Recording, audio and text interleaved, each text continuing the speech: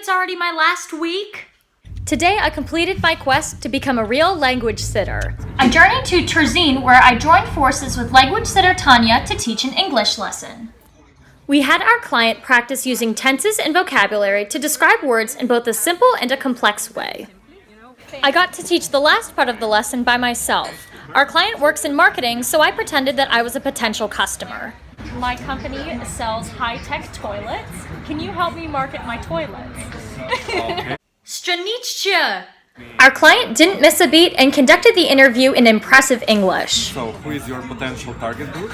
Attending a real language session was a great experience and helped me feel really immersed in the company's operations. I even have a profile on LanguageSitter online now, so I can add resources for our client, like an article about useful marketing terms. That concludes my journey for today. Se vidimo jutri!